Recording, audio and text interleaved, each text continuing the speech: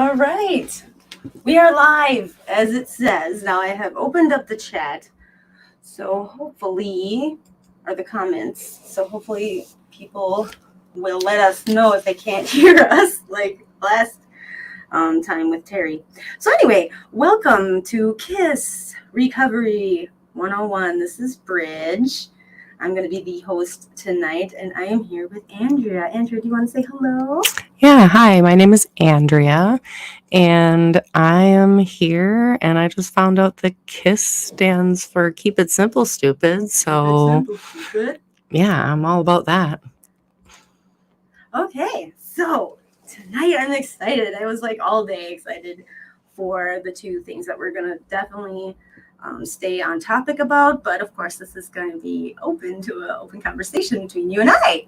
And we're friends off aside from the rooms, and so just on our conversations that we've had, like I feel like we are like-minded, especially when it comes to spirituality and the higher power, and also just you seem to me very open-minded just in life. I mean, every time I get to see you, you're talking about something new that you found out about, and of course it's something I like, of course, every single time, a new book you've read, or you were just sharing about a new series. What is it called? Yeah, I've been listening to a whole bunch of stuff, actually. I recently listened to Dessa has a podcast called Deeply Human. That one's pretty awesome. I also just finished re-listening to the 5 love languages, but the book that is for singles more specifically. So I took a lot from that, and we're going to be talking about more of that later. So yes. So why don't we go ahead and talk about the 5 love languages? I was first introduced to this book, ironically, right in the middle of my divorce. It was the first time I found this book. And I remember I used to work downtown Minneapolis, so I would take the straight bus there, and it was like a good 30 or 40 minutes to myself, and I would use that time to read whatever book. And I remember sitting on the bus and reading this book, and every single thing made sense to me, and I thought, this would have been nice to know when I first got married, whatever years ago, because I definitely know we weren't speaking each other's love languages. And until I took the quiz at the end, I didn't even know what my love language was, let alone what love languages are. So actually, why don't we start with just having, well, first of all, I because of the past shows, the past technical difficulties, if anyone's listening right now, this is a live show here on Sunday. It just started at 8 o'clock. We encourage interactions. I want your questions. I want your comments. Anything, if you know what we're talking about or want to know more about what we're talking about, please go ahead and interact with us. I'm going to just right now post a question. Is anyone out there? If you could just say, yes, we're here. We can hear you. Otherwise, I'm just going to keep talking. And at some point, someone should let us know if you... Well, someone will if they can't hear us, I guess. Yeah, I hope so. I mean, we went on for like almost 7. Terry and I went on for like 7 minutes. And then you found out that nobody was hearing you? Silent, I guess. So I don't want to do that again. But I do see we have 5 viewers. So this is Facebook and YouTube. And keep in mind, it is the YouTube is an open public platform. And so anyone that might, they can hear us. Oh, so much that I love you. Oh, yeah. So if you go on Facebook and click that live stream, you are anonymous unless you click the box, which is just something from StreamYard saying, hey, yeah, I don't mind my name showing up. And then, but still, the only people that will see you on there is if you're on Facebook and you have a profile. Anyway, enough of that housekeeping stuff. Okay. So let's get into the good stuff, the love languages. So I love that concept of a love tank. Because I talk about a lot when I go into, like, I guess the more basic explanation when I feel sad or depressed. I feel like there's something inside of me that's empty, or there's a void, and I used to fill that void with things I shouldn't, like substance use. So now I make a point to fill that empty tank or empty void or that love tank with relationships, and relationships in all aspects, with my children, with my friends, with my sisters in recovery. Like, I think initially a lot of people immediately think, oh, relationships is boyfriend, girlfriend, husband, wife. Hell no. Like, I think you were just saying, there's the love languages for singles. There's so many. I actually just got the 5 love languages for teenagers because that I feel like I need to learn a lot. And there's really, so far, what I've read is amazing.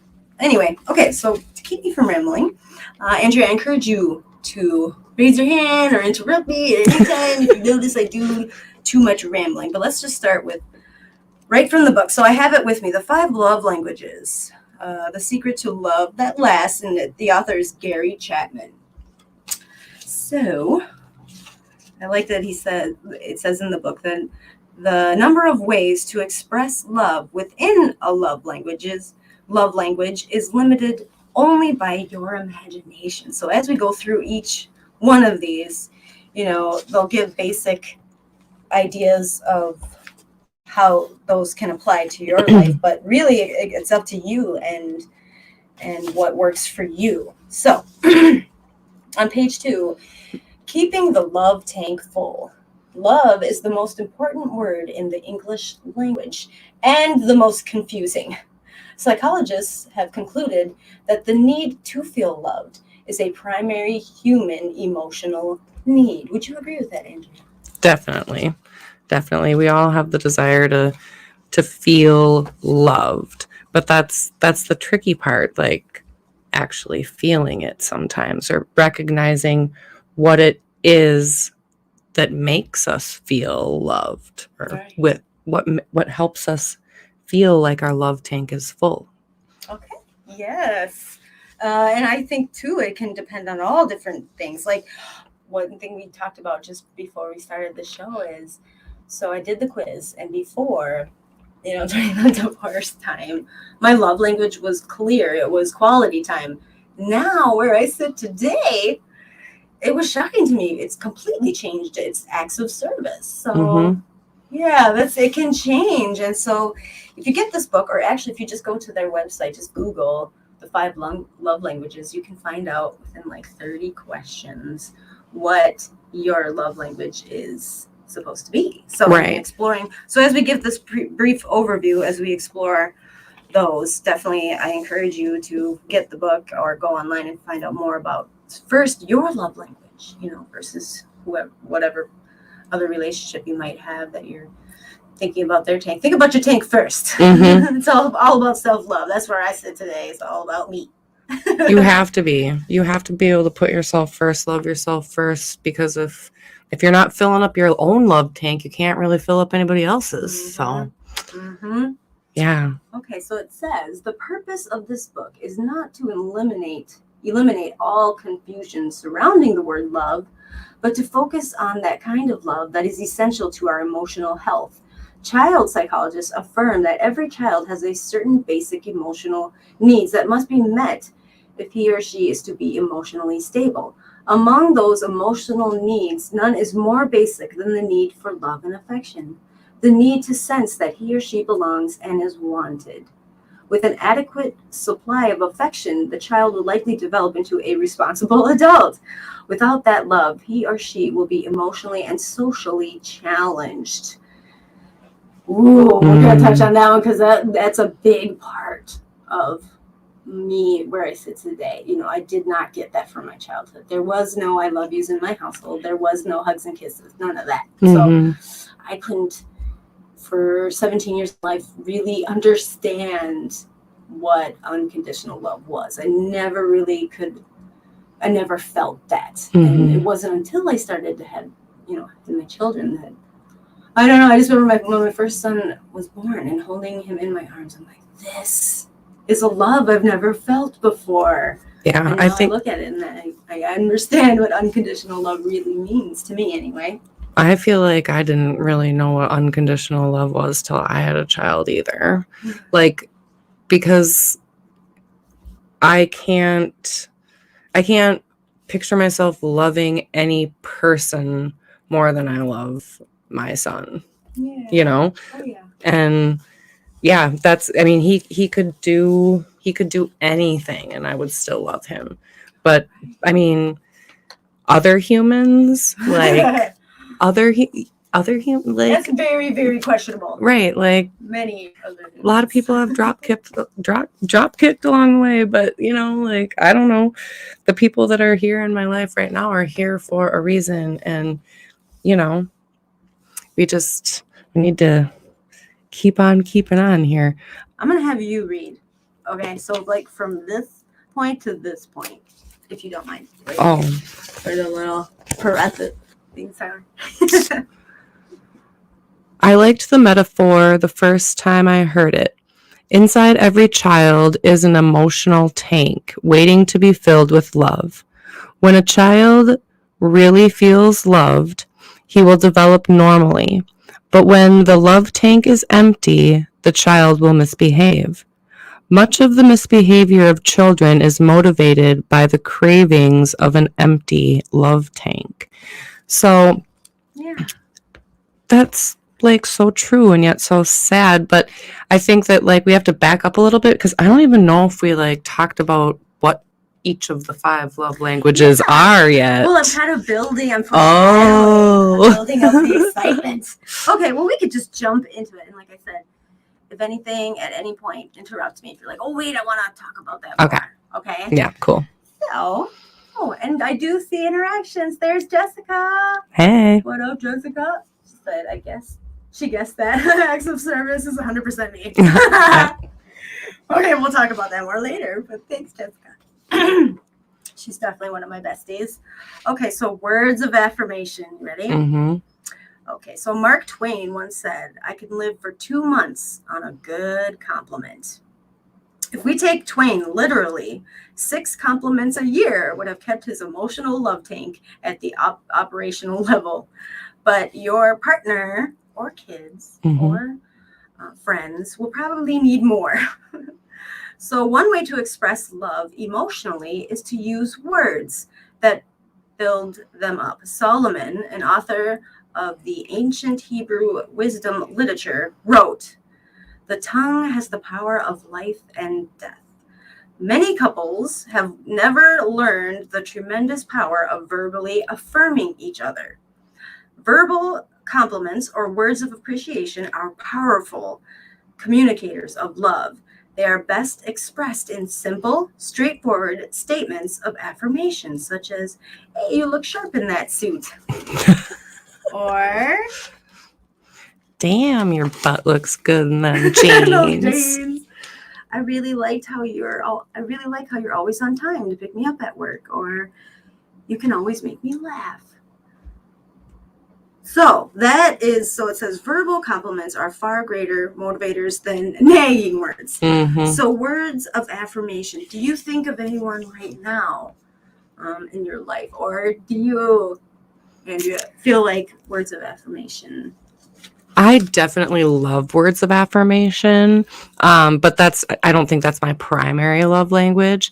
I think that words of affirmation are really important ways to show love in, you know, a workplace setting or to your family or, you know, just to your kids. I think kids really need a lot of words of affirmation. I know my son, like, the more I speak, you know, good into him, the better he is. And, you know, the way that we word things can really, you know, either positively affect our kids or negatively affect our kids. And so, I tell Hendrix I love him every single day, like more than once a day. And he tells me, and like I hear his dad tell him that. And, you know, for his dad to be able to say, I love you, son, is a really big deal because he didn't have a dad, you know. And so it's just, you know, you can speak power through your words, and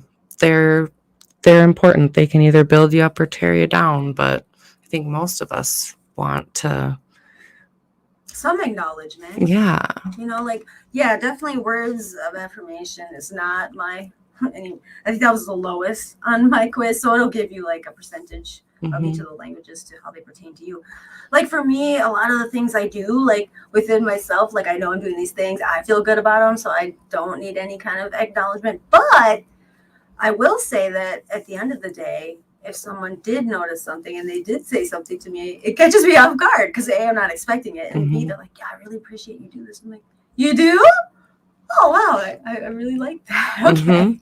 I almost have to force myself too, is like just accepting compliments because it's just not something A, I was ever really used to, or B, that I'm looking for, Right. know? So, okay. But just to be mindful of time because we have 2 consistent segments, Andrea, I think you're aware of. So one is the hot seat, and that is 3 hot, heavy questions. Now they're meant to be, more deeper, questions, and of course only answer how you feel comfortable. But if you're like Matt, who was on the show, he didn't even know he was in the hot seat when I'm asking him questions. He was like, I was like, how is that, Matt? Is your ass hot? And he's like, what? No. What do you mean? Yeah. I was like, that was the hot seat. He's like, oh, that was it. I'm like, I thought those were good questions.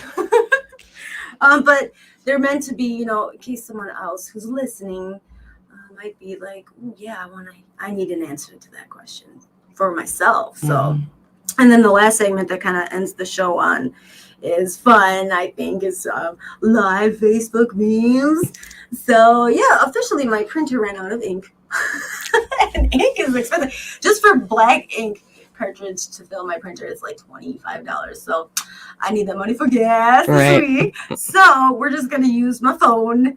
And I'll just flash you the ones that I have. Actually, one of them for sure is a quote that Chrissy, my friend, sent to me. I just seen it, and it was one of those aha things. So the memes could be either like something aha to me or something that I found hilarious. But I like to do it with you. Okay. To see you got it. So like Facebook, you'll either thumbs up it or heart emoji or heart it or whatever the different options are on Facebook. So okay, it's really cool because it's like when I do wow these, or thumbs up or care is a new one, like a little heart hug. Yeah, and then and you're free to comment too. It's kind of an angry one. Is anyone going to make me mad? And what's kind of cool is that it's not sad. I'm not ashamed, but like at night when it's my downtime, I like to some of these memes that I look at. I purposely go to like special groups of memes and I just get my thrills at night by myself in the bed. So it's nice to share it with someone live. Okay, quality time. Ooh, so this was my previous love language, and a lot. I find they said I don't know if it was in this book, so I've done a lot of research on this, but females tend to prefer quality time. So quality time, love language number 2. By quote unquote quality time, I mean, Gary, the author, means giving someone your undivided attention. I don't mean sitting on the couch watching television together. When you spend time that way, Netflix or HBO has your attention, not your partner. What I mean is sitting on the couch with the TV off, looking at each other and talking. Devices put away, giving each other your undivided attention. It means taking a walk, just the 2 of you, or going out to eat and looking at each other and talking. Time is a precious commodity. Oh, and I love, he goes in further too to talk about, and I noticed this, like I remember going to the Olive Garden with my whoever I was having dinner with, and we're talking, and then I noticed a couple sitting next to us, not saying anything. And in fact, I think they were just listening, getting entertained by our conversation. Right. So he points out, so I'll read what he says. And there's our first alarm. So we're already at 20 minutes. You see how time flies? Okay. Well, I won't read it, but he's basically what I just said is he points out those are the couple that they might be going out to dinner together, but it's not quality time because they're not engaged with each other, Right. And what he points out really, to sum it up, is one of the main things when you're trying to have quality time. So again, I compare my love languages right now I'm working on with my kids. That's important to me, my own and my kids. And so one of the main things, even if you just listening is such a big deal, and let the person just speak. And one of the main things, whatever they're talking about, their bad day at work or something stressing them out about a conversation they had on a phone call, he says, just say, tell me about it. Tell me more about it. Just listen, What would you say are your thoughts, Andria, on the quality time? Yeah. I think that, quality time is one of the most important times for me and for a lot of my family members because, those are the times that you remember, right? Like, those are the times when, like, memories are created. Like, I remember one-on-one time with my grandma for my birthday, like I remember one-on-one time when my dad took me to get my ears pierced, like I remember one-on-one time, with my mom being home with me sick from school, like I remember, just being like, I always felt loved because I always had time with people. And now it's, as an adult, you have to schedule that time more. You have to recognize who those people are whose love tanks get filled up by having quality time.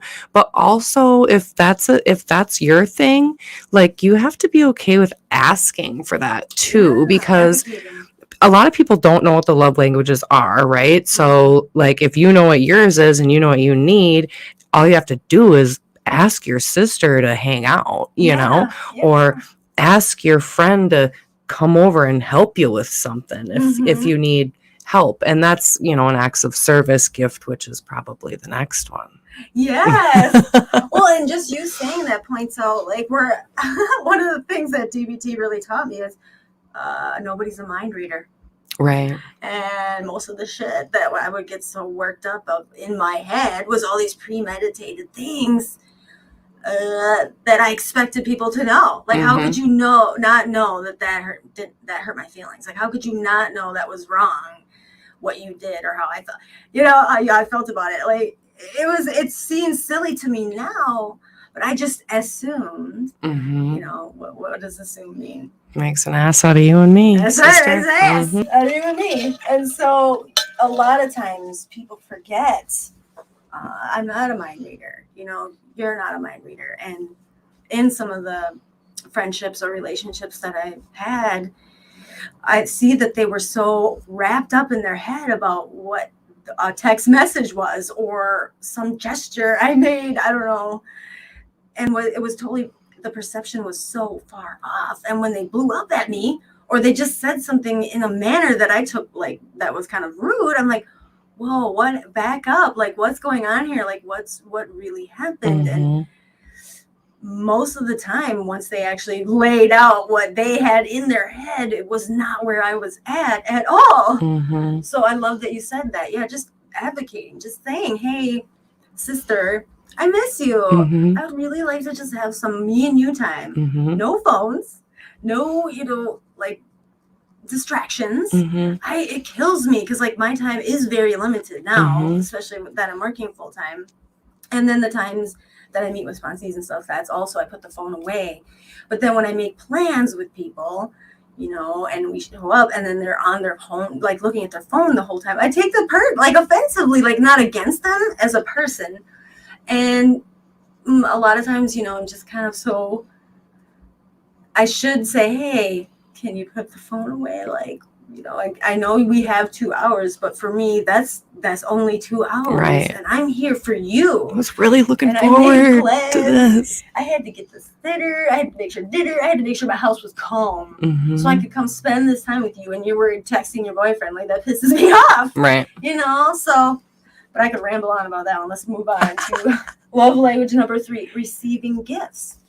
And I wrote down in that a reminder of love. So, I've heard weird perceptions on like it's a bad thing if gifts is your love language, and I completely disagree. I've heard dudes be like, "Ooh, that means you're a gold digger." No. Gifts don't mean you bought them. Gifts can be, I love handmade gifts. I love gifts from the heart, like gifts. Okay, let me just read the little. Gifts are my love language for sure.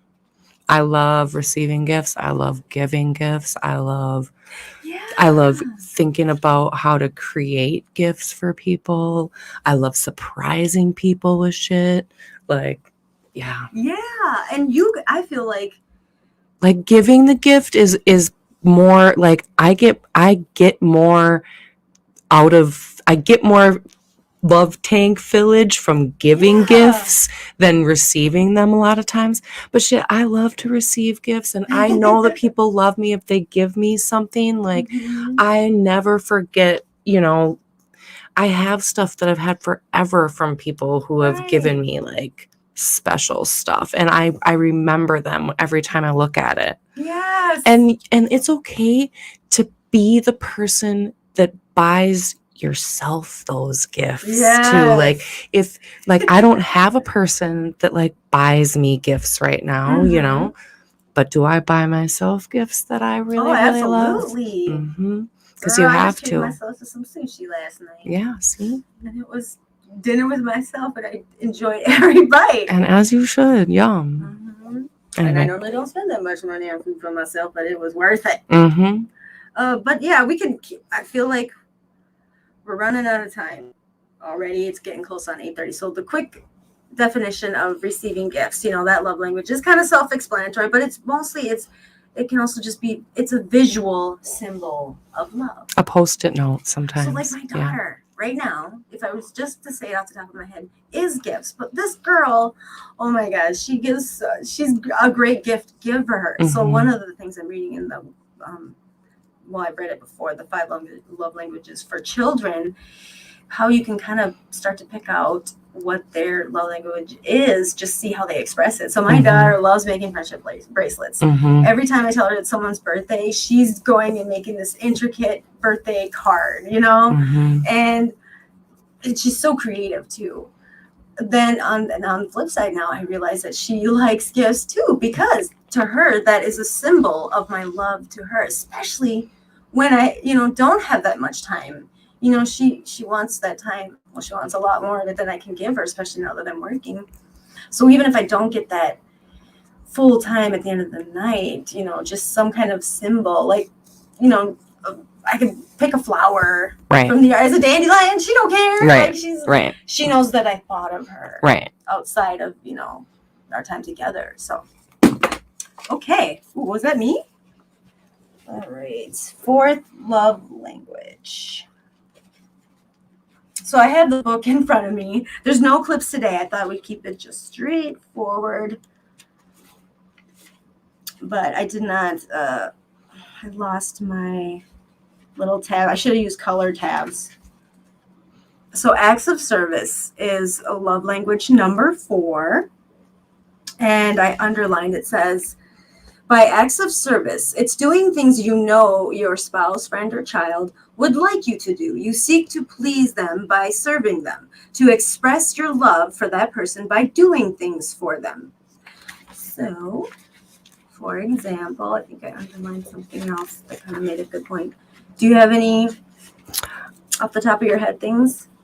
I'm definitely an acts of service person as well, and I grew up seeing a lot of that. My dad is an acts of service type guy, always the first to clean up after dinner, always the first to be the one shoveling the path, but in the workplace, I'm the cardboard fairy. Like, the dudes will have like all this cardboard, I'll take the cardboard back, whatever. I mean, showing love and acts of service, I look at it as like doing random acts of kindness for people, and the whole like not expecting anything in return, like kind of doing it like in the ghost type fashion, so that you're not seen. But yeah, the acts of service are such easy ways to like show people that you love them. Yes, absolutely. And I think it was glaring for me. Okay, well, let me just read this really quick. It says, love cannot be demanded. We can request things of each other, but we must never demand anything. Requests give direction to love, but demands will stop the flow of love. So for me, now that I know that my new love language is acts of service. So it slapped me in the face when, metaphorically, when I was in my previous relationship, because I'm just a caretaker and I just show love by doing things for people that I care about.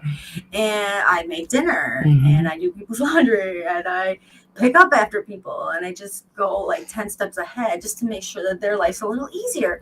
So I remember in a specific conversation, I said that. I'm like, but I make you these dinners and your lunches and like I make sure that like your stuff's ready, your laundry's done and all that. He's like, well, that doesn't make me feel loved. That doesn't mean you love me. I'm like, what? Right.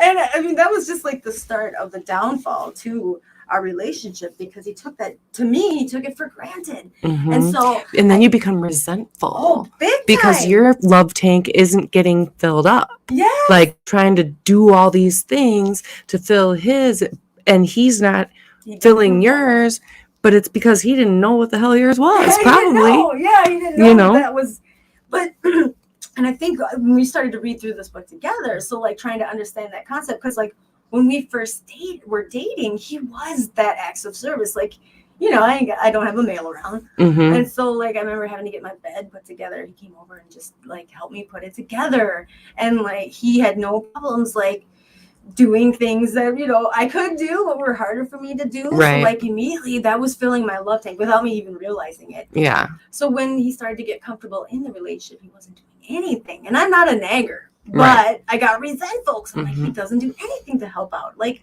even just putting the dishes away. Yeah, or sweeping. Like those little things like would fill my love tank. It still sounds weird to me, but like it would warm my heart a little bit if I saw him sweeping or vacuuming without me saying anything. Right. Because like I'm not a nagger, but like for me, when we were going into counseling, I would say, it just, for me, it feels like he's trying to be a part of this family. Like he wants to be. For me, those little acts were showing me that he wanted to be a part of my life.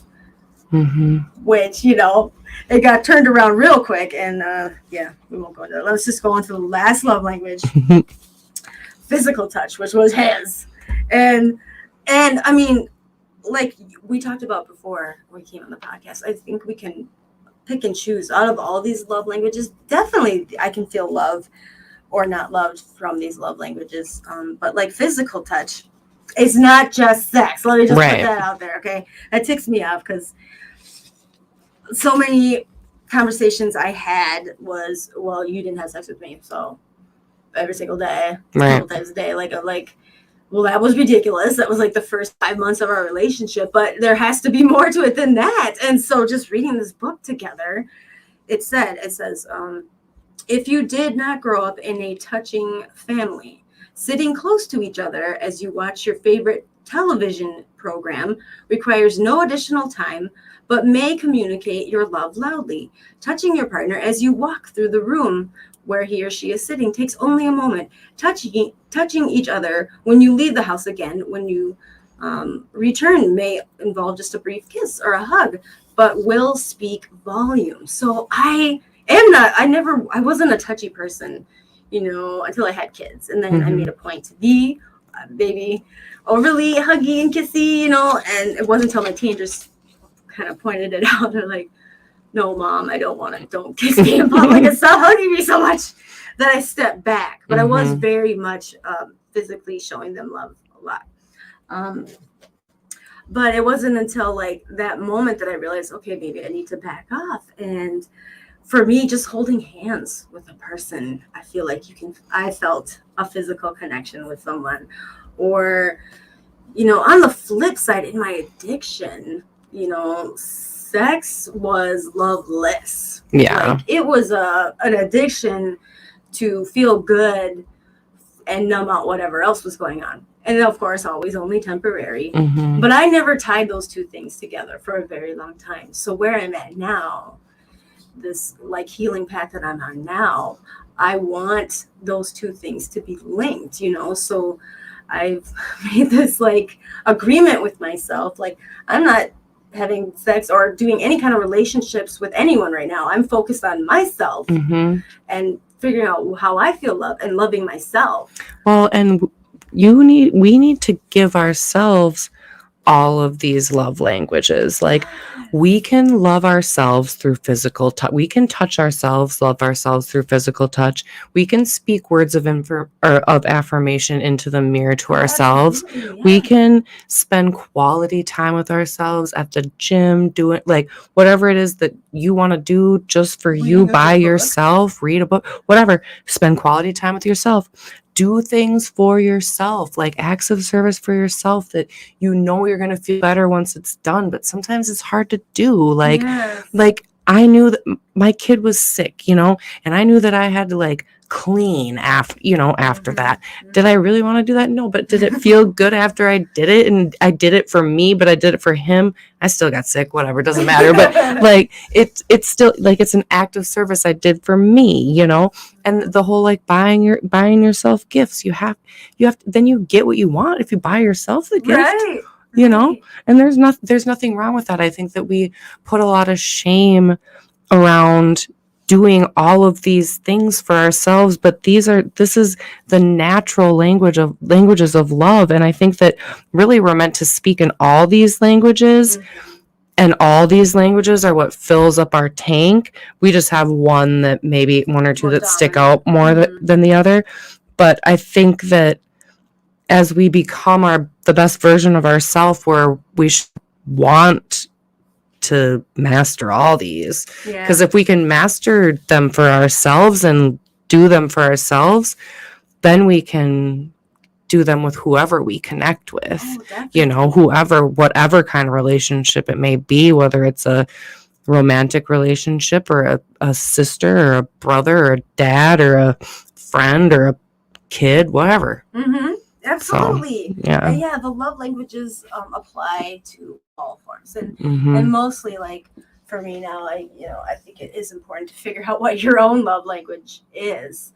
And it says in the book too, most couples that are together have different love languages. It's like you're never going to be happy. It's going to be really hard to be happy in that relationship until you figure out how the other person feels loved. Right. So, but being mindful of time. I love said quality time equals connection. Yeah. Absolutely. And Minnesota Recovery Connection believes one of the things we say a lot is the opposite of addiction is connection. And I 100% agree with that. Because I was trying to do everything by myself and I was miserable. So, okay. But jumping into the pathway that I wanted to bring on an open-minded person to the show is the spirituality path, like faith-based paths. So there's so many, and there's so many. So the ones that, what do you want me to answer first, or what like faith-based recovery paths are you aware of that is out there right now? Have you heard of any that like your friends or you're involved in? Well, I mean, I know that like there's Minnesota Teen Challenge. They have their own kind of faith-based, and I know that Gilbrook Church has one, the Quest 180. Yep. So I know that there's those, and I mean we have our AA 12 steps. That's definitely a spiritual program. Yeah, and that's kind of all I think of off the top of my head. Off the top of your head. And so like if you have a specific like religion, I encourage you to find a faith-based, like one that if you want to find people that you connect with, to go to that particular one. For me, I spent a lot of time researching different religions. And so for me, I like to have more of an open mind. And like Jason said, if you ever catch the first show, he said, if anyone tells you that this is what the higher power should be, they're wrong. Because who your higher power is, that's a personal thing. That's so personal. And it's what you believe. And no one should ever be pushing on what their higher power or faith is, unless you ask about it. Like if you ask about it, yes, go for it. But if I'll speak if someone comes up to me and starts pushing what their beliefs are onto me, I'm running that way. Or I'm tuning out, because that immediately, my rebellious mind shuts that shit down real fast. But the definition, I wrote it down, of faith is complete trust or confidence in something. That's the Webster definition. So a lot of people, I used to also try to decipher, well, what's the difference between faith and hope? So hope speaks of the future. Faith speaks for the now, the present. Hope is like an optimistic attitude of the mind, but faith is putting trust in something higher, a higher power. And I love in the program that I kind of is my foundation, is it's just got to be a power greater than you, and no human is going to have that capacity.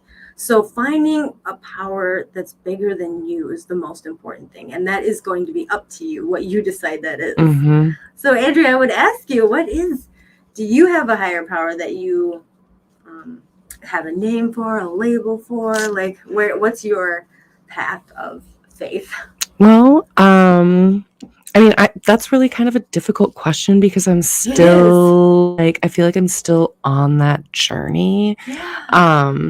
I mean, I definitely have a higher power, and I'll use the word God sometimes, but I think of God as more like guide of discipline. Oh, I like that one. Yeah.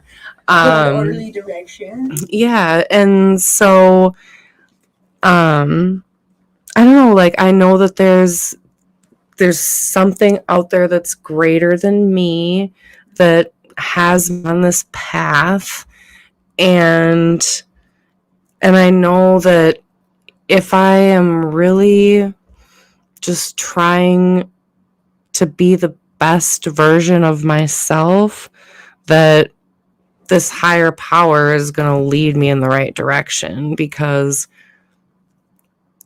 it always has. Like when I sit back and reflect on like where I've been to like where I am now, there's always been something there, and I don't know if we're meant to figure out exactly what that something is, that higher thing, that greater good, that whatever. But sometimes, like, I like to picture her, because goddess. I like to picture a goddess, and I like to picture her as like best version of me. Yes, I love like maybe because we're all, if we're maybe created in the image of God, depending on how you like whatever you believe in. I don't really know, but I don't know. I think that, or maybe my thought earlier is true, that our greatest good person is up here, and we're just living a simulation in like a Sims world or whatever. I don't know, but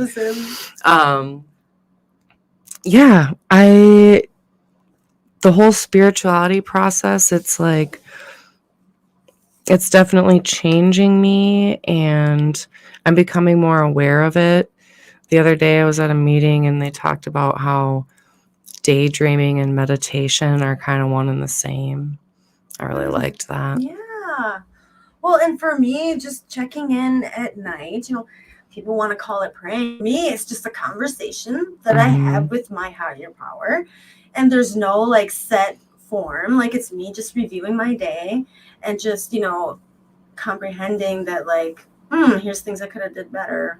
Or here's things, I always make sure to point out something I did do that I felt like I meant to do and I did it well. I give myself some grace, even if I had a really bad day. I'm like, well, at least I did this, at least, and tomorrow better. I'm going to try better tomorrow. But like, for me, it's just definitely important I have a higher power. Okay, so here's what happened. I went to the retreat, right? It's going to sound kooky, maybe. I don't care. So we had this meditation. It was like 7:30 in the morning, okay? Which is fine, but everybody seemed to be kind of, tired and whatnot. And I'm really picky when it comes to meditation. So the meditations that I like are like guided ones, and they have to have a certain voice, and they have to be kind of specific because there's all kinds of interesting ones out there that are too freaking long, or I just can't stand the person's voice, or they're really going off into lullabies really hard. Okay, so I'm encourage the people that can like meditate for fucking 20 minutes a day. Props to them. I'm happy if I get 2 minutes, and I'm really happy. It's always beneficial. So anyway, she started with this body awareness. For me, I have ADHD. It's really hard. It takes so that was like 5 or 10 minutes. Felt like forever, but it's a lot of DBT. It's also like, feeling your head and feeling the bones in your back. I'm just like, oh, you're losing me here. But it must have worked, because then when she actually got into the guided meditation, we started, our eyes are closed, and we were to visualize our higher power. And this has never happened, because I've actually probably tried to do like envision what my higher power would look like. Because for me, I read, it was in a documentary, this woman said, well, my God is genderless. Like, that's a human thing. That's a human idea to have it be a he or a she. Right. So smaller, like, context thing. My higher power is genderless, right? I loved that. I'm like, yeah, why would I assume that it's a he or a she? Right. Anyways, it would be, this is a great spirit to me, my higher power. And when I check in at night, like, I speak to a father, but to me it's Father Sky, and I have a Mother Earth. Like, my higher power is not a concept of, like, I've heard, it's a multitude of different things, but that works for me. And I haven't spoken about this out loud, but this vision in my head that came to me, so that the higher power came to my door. It was like this beautiful light. It wasn't even a human form, but it kind of was. I can't describe it, but it was a really bright, flowy, like, light. It wasn't male or female. And so during the guided meditation, your higher power comes to the door, and you invite my higher power in. It was so great. And as we're sitting down, like, to have the guided meditation was to have a conversation, the person next to me goes, so I could hear the rest of the meditation, which sucked, because I really was about to have this conversation through this meditation with my higher power. She was snoring, and then I couldn't help. All I could focus on was not laughing out loud.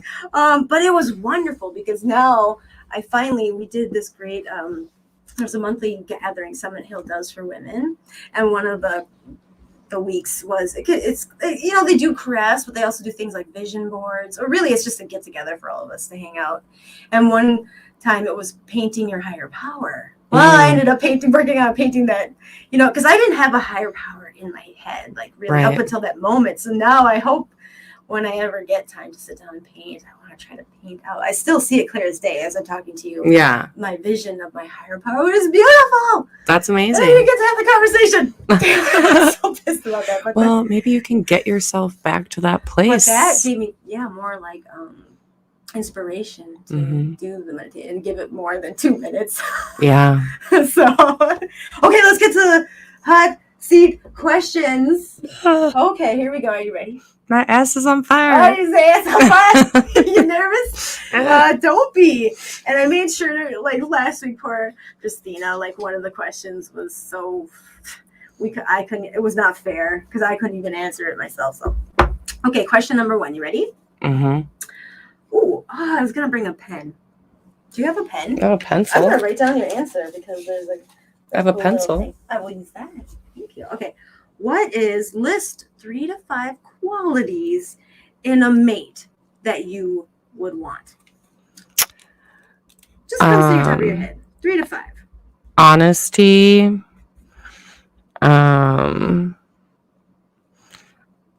I want them to have a job, like a good job, like, and be financially stable. That's a good one.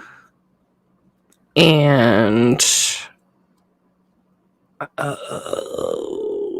like, if you could have a boyfriend of your dreams. I know, it's just like so hard for me to think of, because I'm so not in that place right now. I know. Me neither, like, it's like, what do I want? Like, a really big cock. Can I say that? Let's do number 4. Oh, that's gonna backfire. Nah, I know. Then leave it to me to be inappropriate. But so he's honest. He's honest. He's got a job. And I mean, I need somebody with a house too. Like, I need somebody that has their shit together. Yeah. And I want somebody that's funny. Oh, yes. And I want somebody that is on the same page with me as far as recovery, you know? Got it. Okay, that's 5, and those are great. Cool. You ready to hear that? My seat is on fire. And those are wonderful. And so in the Bad Moms Club, you must have been missing the night that we did this. Yeah, so I think I was. One of the chapters, at the end of every chapter in the book that we read, The Sober Mom's Guide to Recovery, so it talks about love addiction. And you list out the things that you want in a mate. Now, you ready for this? After you list those out, take a look at that list. These things are now things that you should have. So just X out number 3 or whatever that was. Oh, yeah. No, not really. I can get my own. I was going to say, I got some places. Me too. Shit. Anyway.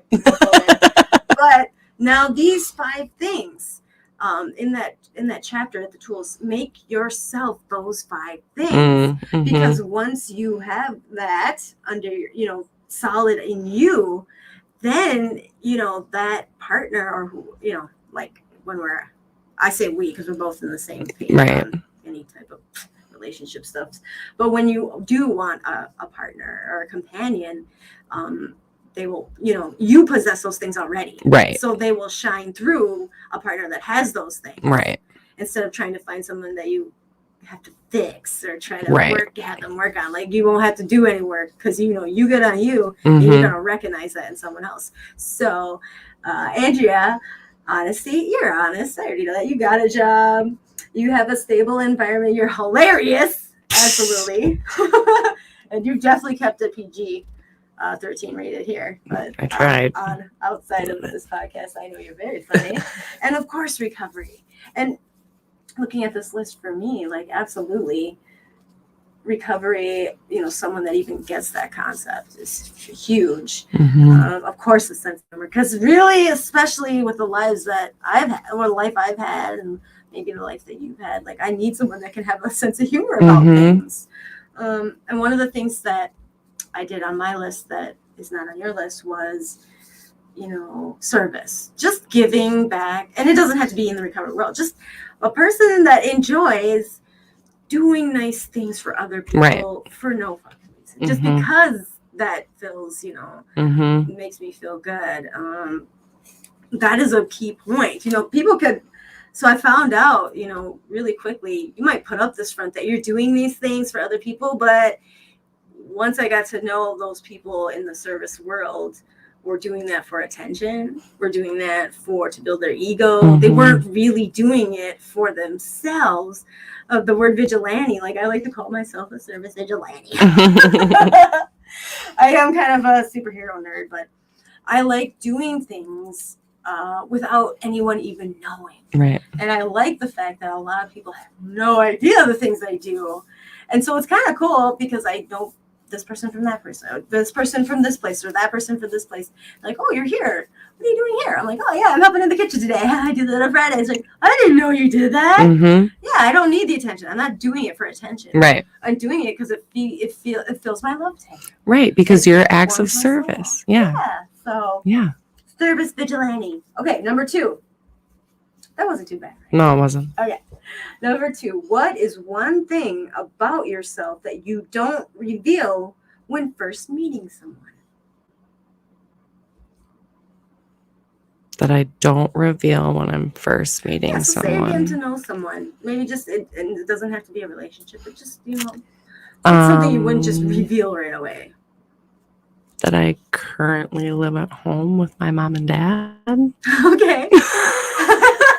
I guess it could be off-putting. I don't see any judgments on that. I know, it's just like... It's better than living on someone's couch. Right? Yeah. It's just, that's just what's been the hardest part of my own life to accept lately. Sure. So that's where that comes from, because I'm somebody that, like, I want to hurry up and get to where I'm supposed to be, you know, but like, I need to accept that I'm supposed to be right where I am. Yeah. And that there's reasons for this. And there's a lot of shit that I'm able to take care of while I'm living at my parents' house. And it's not that bad. And they're really helpful. And I appreciate them so much. And I know that they love me. And that's how they're showing me by letting me and Hendrik stay there. But that's not something that I'm wanting to, you know, if I meet some dude on Tinder and we go on a date, like, I'm not going to be telling him to live at home with my folks, you know. And you ain't going to be running to move in with him either. Right. No. Right. No, I'm not trying to do any of that. You are. Right. Yep. I love that. Okay. Question number 3. Why do you think you're not a normie? And do you know what a normie is? Just for the listeners, Andrea, what is a normie? A normie can, like, order a drink at the bar and not finish it. Right. A normie. So a normie can, you know, have one glass of wine at dinner. And then maybe not even finish it. And maybe not even finish it. And then don't even think it. about it. Yeah, and be done with it. I am not a normie. Yes. A normie can smoke a little something every day and still keep a job and still like do their thing. And right. They don't even have a second thought about it. So a normie is a normal drinker / user. And I'm definitely not a normie. I was in denial about that for a long time. Me too. Andrea. Me too. It's funny, when I heard the term normie at first, it kind of reminded me of, like, okay, again, the nerdiness always comes out on air. I don't like it, but like a Harry Potter, the Muggles. Oh yeah, yeah. So normally I'm like, oh, so that's the recovery version of Muggles. Okay, I'm so over being a nerd. Okay, so the last thing I wanted to share, and then we're gonna go ahead and jump into the Facebook live Facebook memes, is. So early on, I'd say 2.5 years ago, there was at Hazelden in St. Paul, there was a free 4 1-hour sessions. So it kind of felt like it was like a back to basics feel. And my friend, one of the meetings invited, so I just went with her because I wanted to go with her, and I was just trying to do all the action stuff, and I didn't know what I was getting myself into. But turns out it was life changing for me. So the 2 speakers were Paul Anderson and Roger Bruner. And I really, they're great. I mean, they really opened my eyes. But the main thing that stuck out, and I think what's really started me down this great, like, light at the end of the tunnel for me, was finding my higher power. And it was because of Paul. Paul was reading through that big book, right? And he would never use the God word. He would never say God. I mean, once in a while he would throw it in there, but like, he threw me off because he kept saying the source or the great spirit or the river. And I was like, I had to, my friend, I think her name was Mary. This is a long time ago. I haven't seen her since, but I'm like, Mary, when he says the source, is he talking about God? She's like, yes. I was like, okay. So I was so, like, after the 4th session or whatever, I was so moved. I had him sign my book. Oh my gosh, I love that. And what's great is, so here's what my favorite term that I wrote down a lot of what he said, but the main thing that I kept and wrote in the book myself was the river, like, it's like a higher power. And here's the reasons. He says, he would even say the big G. So the river. So for me, that kind of connected as a higher power was many paths to find it, but it's always there, the river. It's forever changing. Real depth of the river can never be known, and it will always take you to various places. And I loved that because, yeah, the idea of, I just love nature. You know, my twin brother, this is hilarious, right? My twin brother's an atheist. It has been. Okay. Really? So he's totally sees the science of things. So even when I want to debate like a highly religious person, I also like to debate atheists. I just it's like just my debate of mine. Like I like people. I like being open-minded, and I like people to change my mind. And I also like to agree to disagree. That's what it is. But I remember having this like debate with my brother, and he was like, well, you can't explain it. You can't, there's no proof that anything like that exists. And I go, Pat, you see the stars? You see the stars? Something bigger than us created that. He's like, but there's all the gas. I was like, well, Pat, you're breathing, right? You're breathing right now. You can't see the air that you're breathing right now, but you're breathing it, right? So it's there, right? So like I just had to really break it down to keep it simple. Like there is definitely something big. All you have to do is go out in nature, right, and see the beauty of nature, right. And that was not human. Right. There's definitely a great spirit. There's definitely something or many entities out there bigger, and just finding one that you connect with is the most important. And I'm not jealous, but I definitely am inspired by people that have found theirs, and they're very like enwrapped in it. I just get turned off when they come at me and they're like, this is the only way, and you're going to this like eternity of torture if you don't do it. I'm like, right. What the heck are you talking about? Right. I heard that thing like, we are all God's children. For me, now having children, I'm like, I would never damn my children to a eternal hell, right, if they did something wrong, right? Right. So like, there's so many conflicting things with people that, just hear a couple things out of whatever religion and go running their mouths. I think the people that understand and really have a belief in their religion or faith or whatever, but don't sit there and, they have that open platform to talk about it. So yeah, just with my children. I mean, even if they murdered someone or commit crimes, they're still my children. I will still love them and want the best for them. I would never want them to be eternally, in torture because of, a mistake. Does that make sense? Am I sounding like crazy? No, no, not at all. Okay. I think that you would like Lucifer on Netflix. I've heard that. I did try to watch a couple episodes. Dude's hot. But yeah, I couldn't see further than that, and he didn't seem. He was. Yeah, I don't want to talk about that. I'm single right now, Andrea. I had the horse blinders on because I really am just trying to stay focused on. I'm taking a year to myself. Good. I did that last year. Yeah, I love it. And have you noticed, Andrea? I warned you about this question. Have you noticed there's a lot of people getting booed up? Yeah, and I was like, what? Not. I mean, I haven't really been like around to notice that, but I know this is definitely the time of the year where people are like, I want to snuggle up. I want to have somebody to like be with. Let's put it that we're together.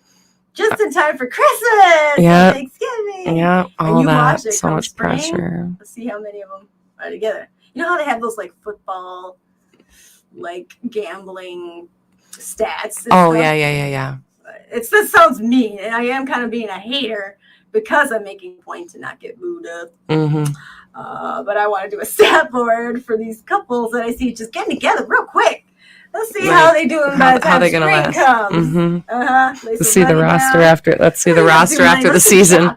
Let's do dumb chocolate bets on who gonna make it, who ain't. Because I feel like, and I'm not hating. I'm not trying to hate on them, but I just feel sorry for, I have like a family member, particularly, that was her cycle. One relationship to the next, to the next, to the next. That was an addiction, a love addiction. And it was sad because she doesn't even know I don't talk to her anymore, so I don't know where she's at now.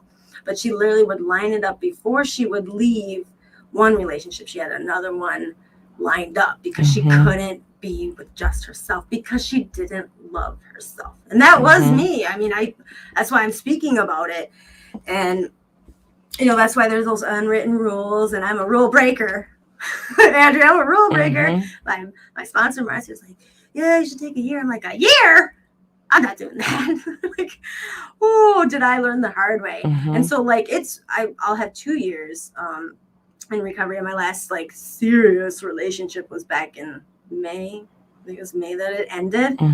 So even from that time, I'm like, I'm just taking a year, not even just a year, like, right, it's not even about that. Just a year of healing and dating myself, just being in a relationship with myself. Yeah, there's nothing wrong with that. Does that make sense? Oh my gosh, yeah, you need to do that. I totally have done that.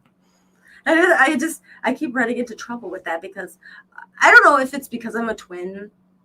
I grew up around, I was a tomboy. Don't look at kid pictures of me. Like, it was hard. I played football and tomboy across the board. It was until I got a job at a women's retail place when I was young and I learned how fun it is to be girly. Mm-hmm. So I found my girly side. But, like, I especially thrive on my connections with my sisters. Like, 100%, I'm all about women empowerment. Mm-hmm. And my trust all goes to like my sisters in recovery, and you're definitely one of my besties. You're definitely my circle of people. I gave you a special one. You did. Just to make sure I was a fan. You did. So dirty. Just because they're rough. Also got those, but okay. So I'm gonna pause so I don't keep umming where I want to go with this thought. On the other side, like it's easy for me to hang out with guys too, because I don't know how to explain it. Like it's a comfort zone, like with my brother and stuff. So, but lately I hang out with guys and immediately I'm like getting the question, oh, are you guys dating? Fuck no, I'm not dating anybody. Just because we're at a meeting together does not mean I'm dating this person. Just because I invited him to this birthday dinner does not mean I'm dating this person. Right. Like, it's so frustrating because a female can't hang out with a dude and just not be dating or anything. It makes no sense to me. So I'm putting it on air, publicly recorded. I am dating myself. I love it. I love it. Date yourself and spend time with whoever you want to spend time with.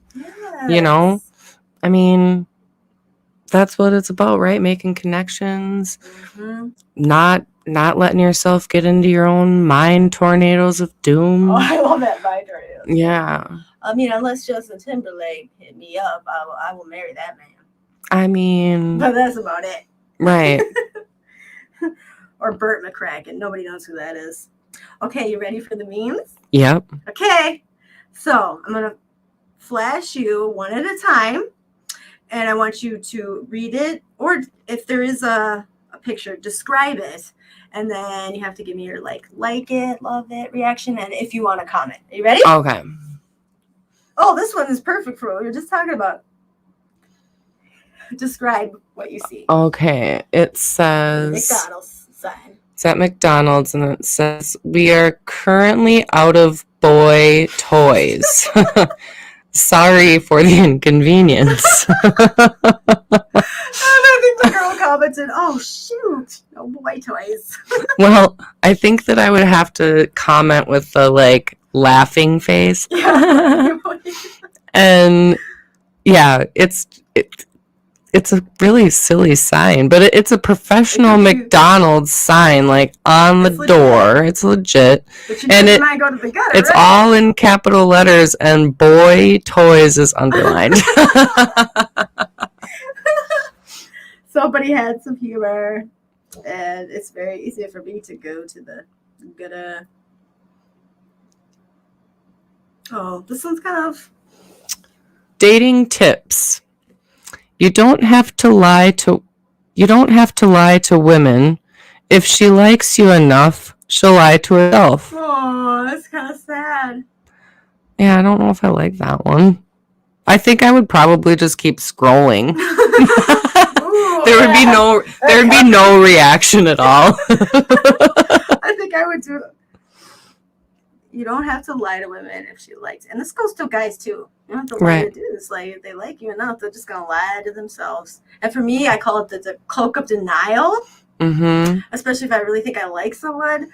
Like, I'm like, oh, that was just one time. Right. They just, as we had this conversation, now they get it. They won't do it again. Right. Like, I could show the cloak of denial. Mm-hmm. Oh my goodness. Okay, you ready? Who doesn't love SpongeBob? It's SpongeBob, and he says, "Why are you so quiet?" First of all, I don't like you. It was just yeah. The person asked, "Why are you so quiet?" And you can't. The listeners can't see his face. He's just like, meh. He's irritated. Well, first of all, I don't like you. Yeah, like, why would I talk to you? Coming up to me, asking me why I'm quiet. Why are you bothering me? Leave me alone. This was just I have recently developed a severe phobia of elevators. Now I'm taking steps to avoid them.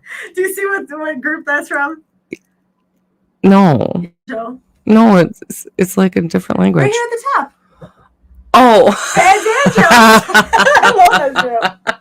And of course, it goes along the lines of where we're at. Now I'm taking steps. Yeah. See, the army was like, oh, yes, taking steps. That's fine. They have to take the staircase. Right. But see, it goes up another level for us. Yeah. There's 12 steps. There's actual 12 steps. So, oh my goodness.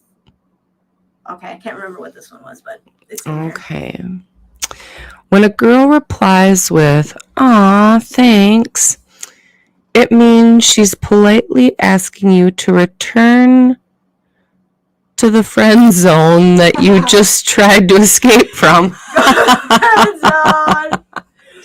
Aw, thanks. Aw, thanks. Do you have any of those DMs that you gotta kind of respond with, "Oh, thank you"? Yeah, sometimes. I don't know. I don't communicate a lot with people. To even. Yeah, no, I don't. Mess around with. Here, how about this one? You got one for me? Yeah. Okay, it says, if it doesn't bring you income, inspiration, or orgasm, it doesn't belong in your life. Woo! I heard that one. Thumbs up. Yep. And my little GIF response would be the girl, yes. Okay, ready? How about this one? Okay. Oh, this is great. Okay.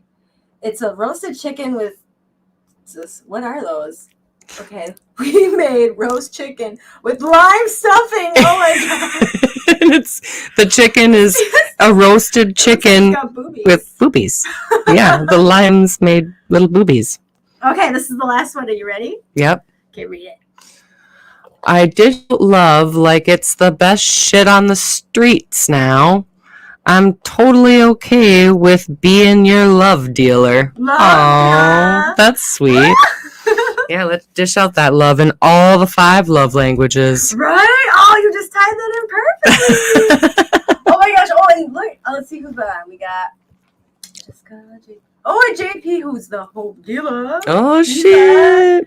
Love dealer, hope dealer. Let's see. Our Facebook user said theirs is quality time and touch. Oh, that's one point we didn't bring up. So you can, after you take this test, have 2 like dual love languages. Oh yeah, for sure. Yeah, like the same importance. So like quality time and physical touch can be your primary love languages. So I think that those are my sister Rachel's, at least from like back when we were growing up. Like she used to sit in front of me and just have me brush her hair. Yeah. Like she just loved her hair brushed. And just spending time with her, brushing her hair, the physical touch and the time together, the quality time. I don't know. Yeah, I love that. Well, and I know like my 3-year-old, okay, I realized I was at a function and he was shy. He's shy, and they had a glider. And I hadn't had a glider since I had my first 2. And so in the glider, we sat there and like he just loved that time rocking with me in the glider. I literally came home the next day, went on Facebook Marketplace, I got myself a cheap ass free glider. It's about living room today, but that is our quality time that he and I, my 3-year-old, just get that intimate time together, rocking in the glider, and he thrives on it. And I literally I like to rub his little back or his feet too, but he loves that, like I can see right now that's his love languages, but it changes. And I'm learning that right now. I'm reading the one for teenagers to figure that out, because at the 2 oldest, and I told this to you earlier, the 2 oldest were like, "Mom, don't kiss me in public, like knock it off." Like, but in that book it says test things out. Like you might think that, or they told you that, but that might not actually be true. And so with my oldest, I pushed myself, and when he went to his dad, I'm like, "Hey, come here," and I gave him a hug and a kiss, and I watched his face light up. So Mhm. even though he says he doesn't want mom's hugs and kisses, his love his expression totally said the opposite. Right. And so now like I do that, and like well, now he's 16-year-old will be like, ugh, yuck. But my oldest doesn't. Every time I hug and kiss him on the cheek, he smiles. So like it's like trying to figure out, like it's hard. And I feel like right now I'm on that single status, but I too, like, I envision when there's a time and I feel like I even want to go there and find a partner, a companion. I want someone who challenges me, who also thrives on learning and growing and knowledge, and just wants like this life. Who knows when our time is up. Like, I want to take full advantage of each day, and to find someone that wants that too. I'm excited. And when I get old, and when we get old, then we can retire right. and Then you chill can on slow some down land or whatever. But like right now, I want someone who's on my game. I'm on that same level of like, let's do this. Like, I'm not trying to, I might be 40, but that doesn't mean you're not trying to sit still. No, hell no. Yeah. I'd like to live to be 100 at least. I read this Chinese, like, 100 ways to live to be 100. I'm like, yep, that's where I'm going. Every day. All right, Andrea. Okay, any final thoughts? Any final words of wisdom you want to share? I don't know. Like, now that's kind of on the spot here. I don't know. I mean, we just gotta love on each other. Like, every opportunity we get, it's what's gonna, it helps fill your love tank, loving on others. So. Yeah. Well, like last night, it was kind of a spur of, I forgot that like all of my kids would be gone. Like, I forgot. I don't know. My life is so busy. But it was good that I had the speaking engagement. And winding down from that and coming home, I realized I was going to be by myself. But now I see that I've changed that window, and I was like, I'm going to treat myself. I'm going to get my sushi that I've been trying to get for like 2 weeks now. I got my favorite sushi. And it was great. I turned on Bad Moms. So you see that movie? Yep. Oh my gosh. I just ate my sushi, and I went on Facebook and I watched this movie, and I didn't feel like lonely like I usually do. Like, I usually, my full anxiety when all my little love bugs are gone, my cuddle bugs. So being in that big king size bed by myself eating sushi, watching them, I had a great old time. And I woke up that morning like, see, Bridge, you could do it. Yeah. You can date yourself. You can be happy. It's okay. But like I know I have you. My sister's in my car. I have Jessica. I have Sarah. Like, I know if I hit you up, like, we've had sleepovers. Yeah. Like, Sarah's coming to my house. I'm trying to go to Jessica's for sleepover. Like, age is nothing but a number. And right. It fills your love tank and what's important to you. So I encourage it. Like, in recovery, I've made my own fucking family. And I genuinely love my family. And Andrea, would you say you feel that? Like, do you feel that love? I totally feel your love. I hope that I give that off, even on my bad days. You do. You totally do. I hope you feel my love too. Oh, girl, that's why I gave you a medallion with the gem and everything. Yeah, so much. A gift. Yep. All right, well, thank you, listeners. I encourage you to interact more next week. So just a shout out, next week there's going to be a very secret special guest. I don't even want to throw his name out there, because in case something happens, people will be disappointed if he doesn't come. But one of the paths, so I'm letting him pick the topic or whatever he comes up with, but one of the paths of recovery that I'm really excited to touch on, I've been getting calls at my work, is grief recovery. We need to talk about it.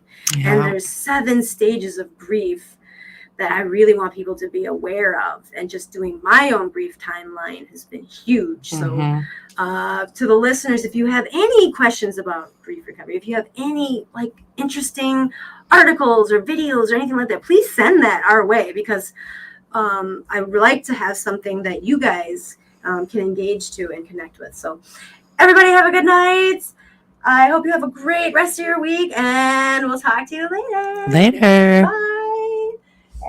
Keep it simple, stupid. Keep it simple, stupid. And Edinburgh House.